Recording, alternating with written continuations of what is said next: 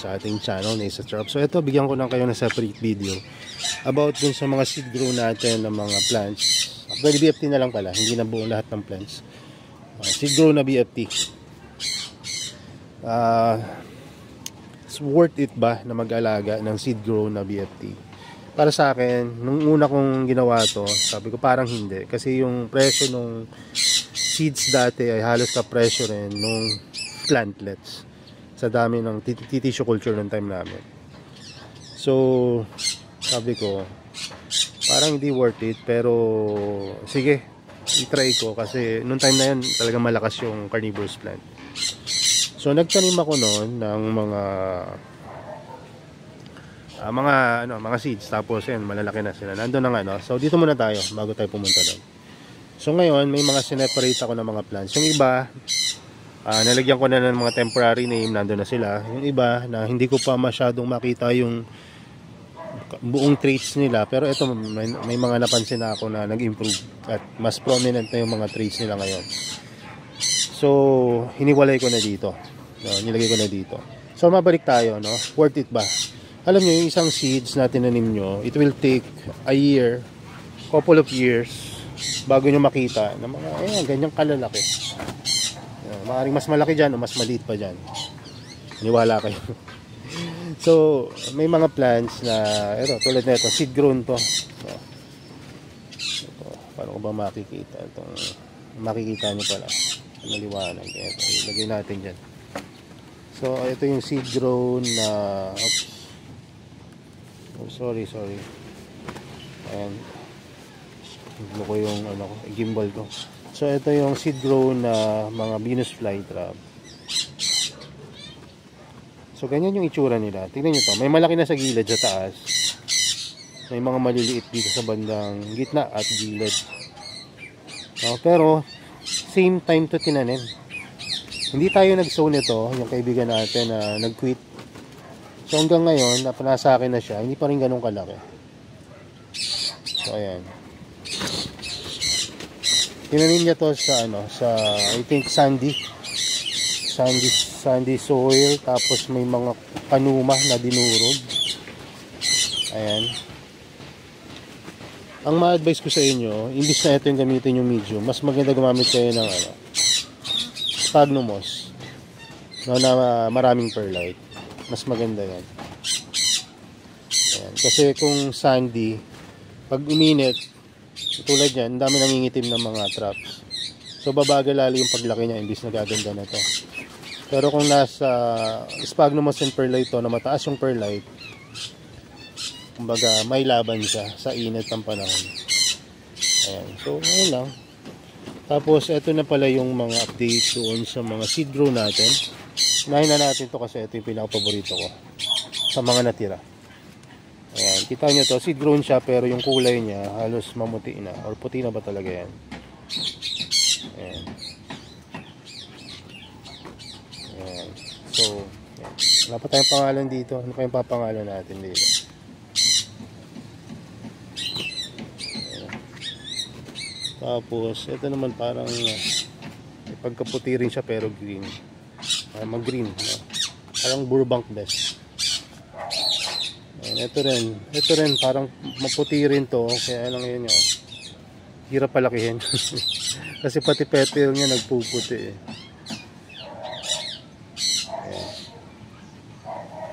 So, ayun. Sulit ba? Sulit, no? Para sa akin, sulit siya kahit ilang taong ko na itong alaga. Ito naman, green rin to. Pero nanibago siya nung niripat ko. Diba? Hindi ganun kadali magparami ng seed grown, ha? Kala ko dati mabilis lang. So, ayan. Ito naman yung parang Shenron na seed grown.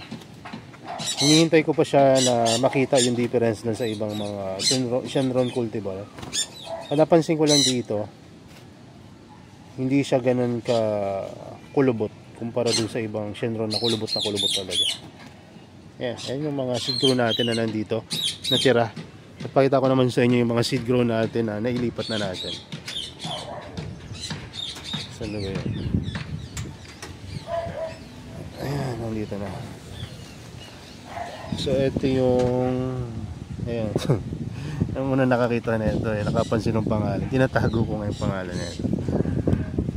Gusto kasi yung Ghost Fighter nung sineperate ko to, kaya Taguro. Pero hindi pa to yung final name nila, temporary name lang.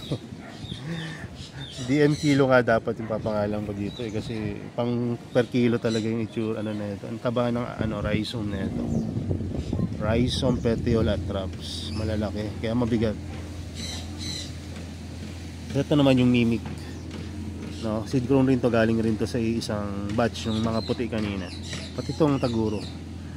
So ayan, so hindi pa ito yung mga final name nila, kaya wag nyo kayo i-bash. Kapangalanan natin ito ng mas maganda. Ayan, papaiba rin to. Ito yung isa sa mga paborito ko na hindi puti. Ayan, ito dyan. So, meron pa tayong mga seed grown dito. Ito yung mga natira. May mga gusto na rin akong harvestin dito kasi prominent na yung traits nila. Tulad na itong isa dito. Iba yung kanyang pagka bristle or zigzag ng kanyang ngipin. Comparable yung kanyang ngipin na mababa yung tip niya. Ayan. Ito niya yan. Kamukha siya na ito.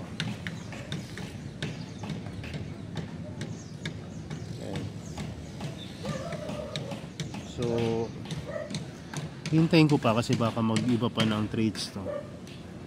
Pero biruin nyo, ano na yan, 4 na taon. Tapos tingin nyo itong mga to. Maliliit pa yung iba, 4 na taon na rin yung mga yan. Kaya ganyan na magpatubo ng seed grown. Ang seed nyo, kaya year or 2, iba abutin ng 3, 4, more, baka 10 taon pa kamo bago nyo makita yung talagang size nila. Pero sa tagal na yon, worth it ba? No, para sa akin, no, maraming carnivorous plant, worth it eh. Iba yung saya na magpapagpatubo ka ng Venus flytrap or halaman na seed grown. Parang matuturing mo na parang may may dating sa iyo, hindi yung lang, no, yung usual na ibang Venus flytrap na pare-parehas lang. O, tingnan nyo pa itong isa na hindi ko pa nasa-separate. Ang ganda rin na ito. Diba?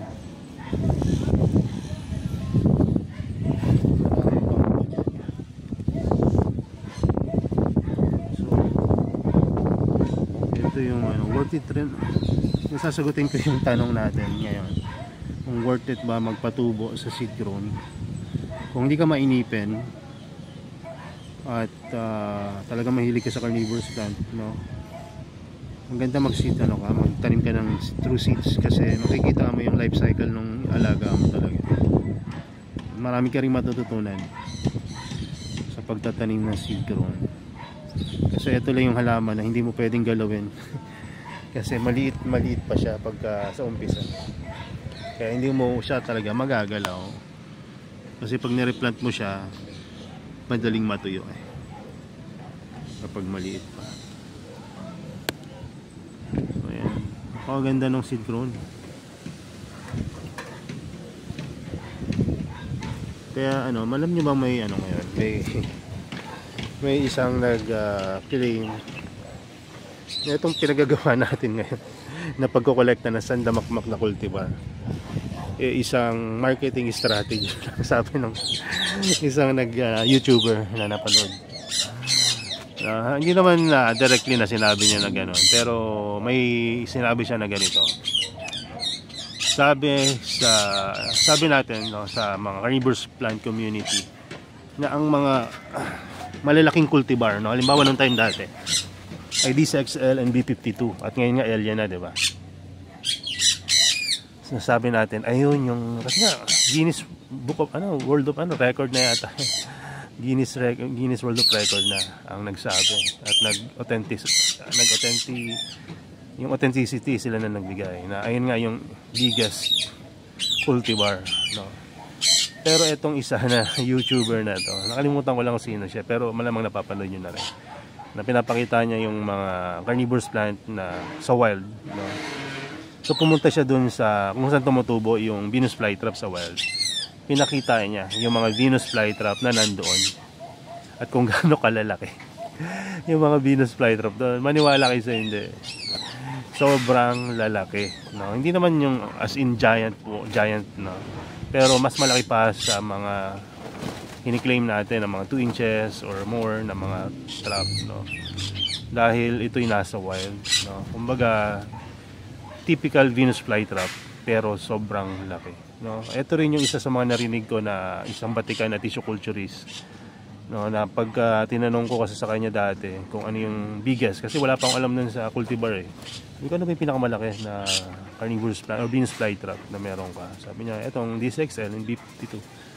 Sabi ko, may mga mas malalaki pa ba dyan? Sabi niya, meron. Doon ako na gano'n, sabi ko, sabi diba DCXL and B52 pinakamalis, meron pa palang mas malaki dyan. Sabi niya, meron yung mga giant variety or cultivar. So ako naman nag-isip ako, bakit hindi na lang ayun yung i-claim na ayun yung malaki?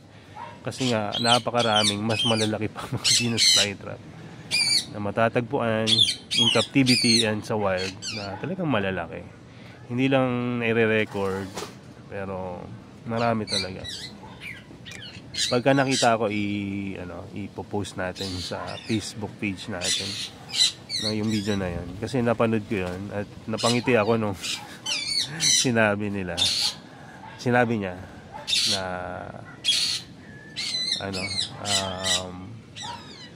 minsan kiniklaim natin daw na ayun nga, sa community natin, diba, may mga cultivar tayo na sabihin natin ito yung largest trap ranging from 1.5 to 1.8 inches. Na malaki na sa atin yun, yung ganong kalalaki. Pero nung pinakita niya yung mga BFT sa wild, no, averaging 2 inches. So sabi ko, ang lalaki ng mga BFT sa wild. No, hindi naman natin kini-check yan kasi nga layo-layo sa Amerika, wala man tayong pamasahe papunta nun. Kaya hindi natin malaman talaga yung itsura nila, no, sa wild, no. Kaya maswerte tayo, may mga nagbibideo na gano'n na pinapakita talaga sa atin kung gaano kalalaki yung mga BFT, Sarracenia and other carnivorous plant na nasa wild. Kung para bigyan kayo ng diin pa tong topic na to, no? Sabihin natin na ang daming mga rin, 'di ba? Mga tropical pitcher plant na pinapakita sa mga YouTube channel, pages and website na i-claim nila na yun yung isa sa mga pinakamalaki nila na Titan giant cultivar, no? Ang lalaki. No, pero pagdating sa wild, medium size lang yung mga ganong size kasi ang lalaki kasi dahil years na or dekada na yung mga edad ng mga nepenthes sa wild na mas malalaki pa sa mga taas na mga puno, no? Imagine, mas mataas pa sa puno yung mga nepenthes. Nakakita na ba kayo noon? No, ako nakakita lang ako pero mga alata lang yata yun or ventricosa dito sa Laguna. Pero hindi mo naman pwedeng uuwi yun kasi bawal eh. No, so doon lang makakita ka lang, no. Na-picture natin yun, may video tayo noon, no. Talagang ang tataas ng mga mga nepenthes, no, na mas mataas pa siya doon sa mga puno. Kaya yung mga picture niya, gano'n na lang kalalaki. No, at talagang ang galing talaga, no, ng pagka nasa natural environment, no. So sana nga tumagal pa yung mga ganong mga itsura sa kalikasan natin dito sa atin sa Pilipinas. So bigyan talaga ng pansin yung conservation ng mga ganito. Ayan. So yun lang muna siguro, no, at medyo didilig muna ako dito, tapos yan, bike konti. Yan. So hindi ko rin alam, baka mamaya pala dumating na yung mga in-order nating mga helianthera, no? So kailangan natin mag-prepare ng paglalagyan sa kanila. Yan, naisip ko nga ko na to, kasako na to ito yung in-advise sa atin ng isang beast. Yan, hindi ko pa maturo sa inyo kasi wala pa akong permission sa kanya. Sabi ko kasi, pwede ba natin ituro to sa iba? Sabi niya, wag muna, sa atin muna kasi testingin muna natin kung talagang okay. Ako naman, iniisip ko, okay naman pa naman itong mga Selyamphora ko. Baka mamaya pag ginalaw ko to lalong mapasama eh. So ang gagawin ko na lang siguro, maglalagay ako ng tagi-isang variety.